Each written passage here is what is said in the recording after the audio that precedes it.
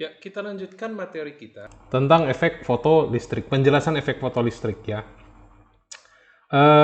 Bagi kalian yang belum menonton video saya tentang sejarah perkembangan kuantum, di sana sudah saya jelaskan bagaimana efek fotolistrik ditemukan pertama kali oleh Hertz. Silahkan disaksikan.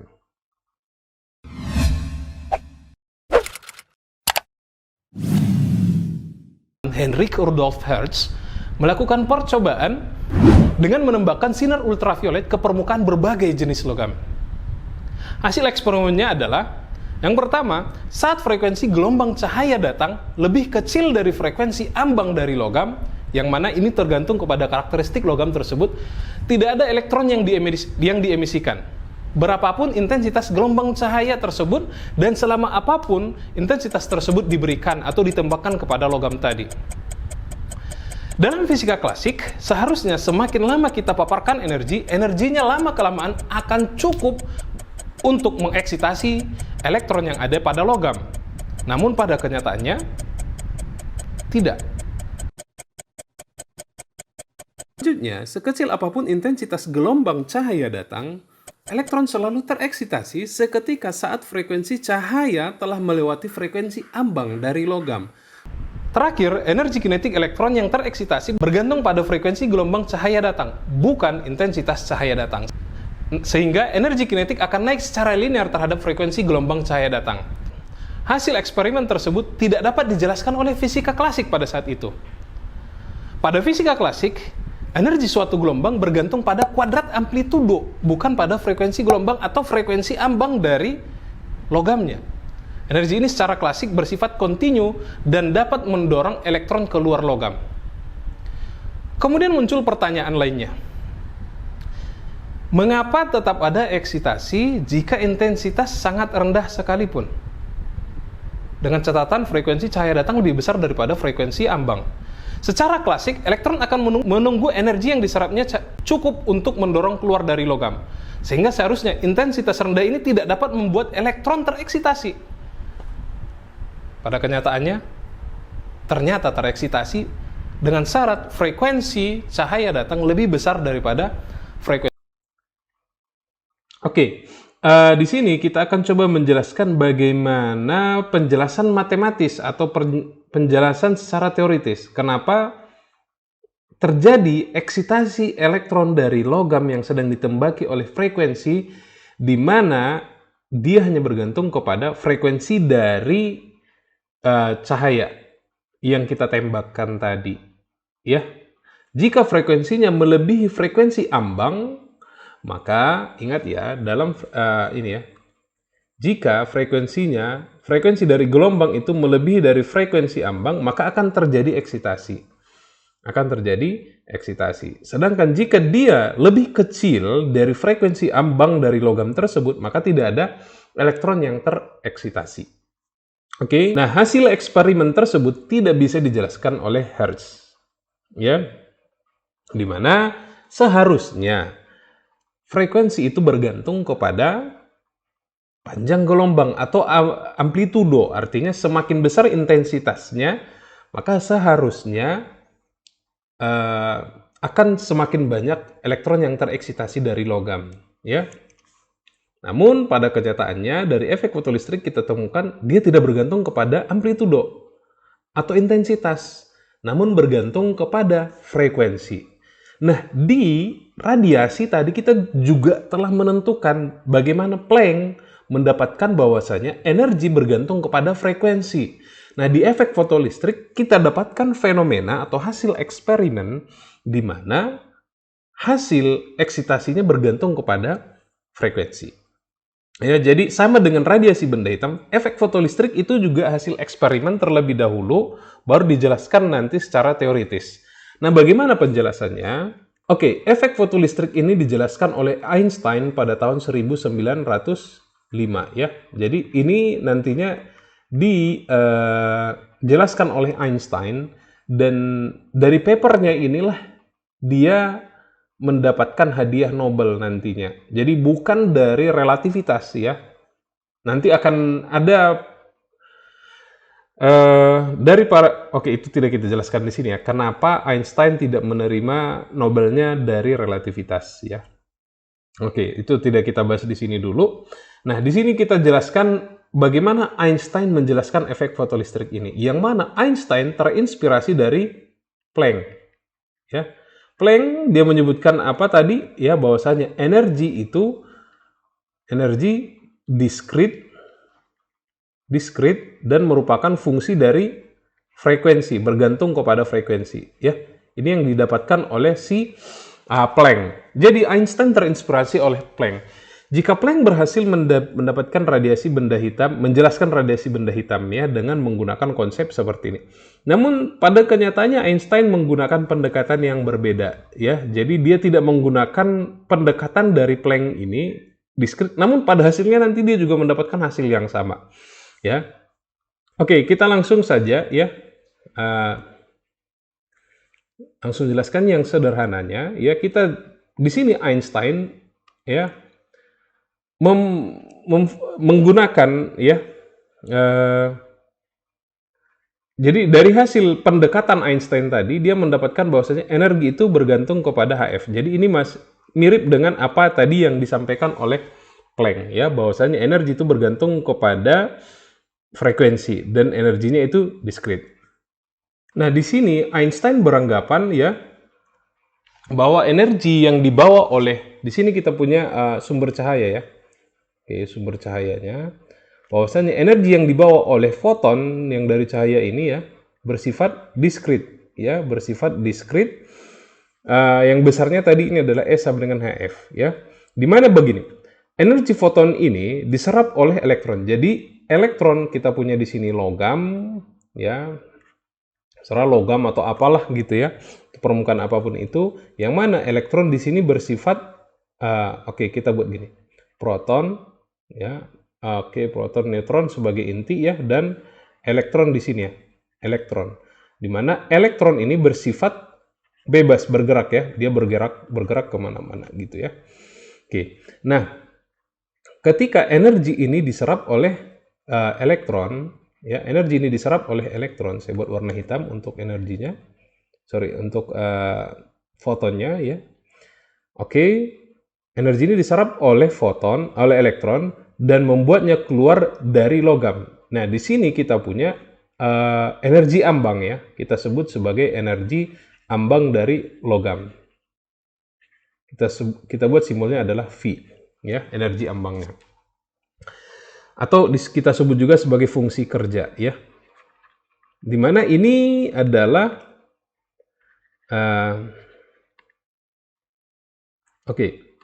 bergantung pada bahan ya, bergantung pada bahan. Jadi fungsi kerja dari aluminium ada, emas, timah, dan lain-lainnya ya, dan tembaga, besi dan sebagainya itu beda-beda ya.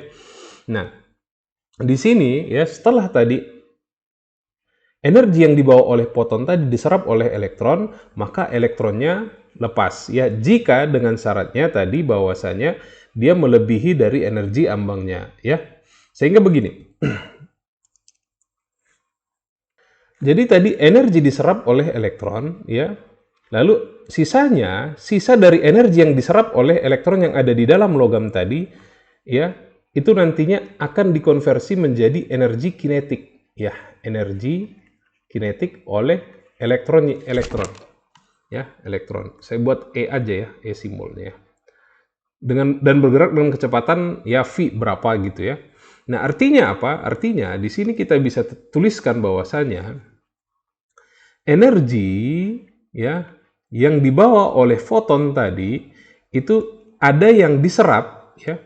Ya. Oke, energi dari saya buat seperti ini. Energi dari foton tadi awalnya diserap oleh energi atau elektron yang ada di logam, di mana logam tadi mempunyai energi ambang atau ya fungsi kerja ya. Saya buat simbolnya V tadi, ditambah energi kinetik dari elektron tadi. Energi kinetik, atau saya buat simbolnya K aja ya, karena di sini sama-sama energi, saya buat simbolnya adalah K. Atau bisa kita tuliskan dalam bentuk jika energinya tadi merupakan Hf ya, diskrit tadi, maka kita punya di sini V tambah setengah massa dari elektron gitu ya, V kuadrat. Ya. Oke, kita ulang lagi ya, kita ulang lagi. Perhatikan, setiap cahaya yang mendatangi logam tadi ya, setiap foton, saya buat seperti ini foton ya, setiap foton membawa energi sebesar HF. Nah, jadi setiap foton itu HF, mereka memiliki paket-paket. Nah, itu. Jadi di sini salah satu postulat dari Einstein bahwasanya dia mengatakan bahwasanya cahaya tersebut merupakan paket-paket energi, yaitu paket-paket energi yang mana setiap paket itu mempunyai energi sebesar HF. Ya, oke, kita ulang. Tadinya ketika tadi cahayanya datang, ya, setiap foton mempunyai energi sebesar HF. Setiap paketnya mempunyai sebesar HF. Nah, elektron kan tadi banyak nih di sini ya. Ada banyak seperti ini ya. Nah, ketika ya foton ini atau paket ini mengenai elektron, satu elektron di sini. Kita buat seperti itu ya. Kita anggap satu elektron aja dulu. Lalu elektron ini menyerap energi sebesar HF tadi. Oke, jadi bayangkan kamu punya paket. Lalu paket tadi kamu terima. Ya. Lalu paket tadi kamu terima. Mungkin ini ilustrasinya kurang pas ya, kurang pas. Tapi saya coba buat lebih real seperti ini ya, walaupun mungkin kurang pas. Tadinya kamu mendapatkan satu buah paket, ya. Nah, karena paket, jika seumpamanya gini, ada orang memberikan paket satu karung beras, contoh gitu ya, dan satu karung beras, karena kamu tahu gini, kamu mempunyai paket satu karung beras, ya. Kenapa beras? Karena saya barusan tiba-tiba ngelihat beras saya ya, satu karung beras. Nah, ada donatur memberikan kamu satu karung beras, paket. Lalu, karung beras itu kamu terima. Oke, ini akan saya pakai untuk 1 bulan. Ini saya akan cukup nih. Karena kebutuhan saya hanya satu karung beras untuk 1 bulan. Namun ternyata, beberapa saat kemudian ada lagi orang yang memberikan beras lagi ke kamu. Sampai beberapa menit kemudian terus ada orang yang memberikan paket-paket beras ke kamu. Nah, karena kamu merasa kebanyakan beras, artinya sudah melampaui kemampuanmu atau ambangmu, karena tadi ambangnya itu atau batasnya itu kamu hanya membutuhkan beras 1 karung dalam 1 bulan. Oke, asumsi untuk kan bisa dipakai nanti-nanti, jangan dulu ya. Jadi, asumsinya gitu dulu ya. Pokoknya kamu hanya membutuhkan itu 1 bulan, otomatis karena ini kamu kelebihan, maka beras ini kan akan kamu berikan kepada tetanggamu. Ya, berikan kepada orang-orang mungkin yang kamu kenal, oke ini saya dapat beras nih tadi banyak. Artinya, nah, beras di sini saya analogikan sebagai paket energi tadi.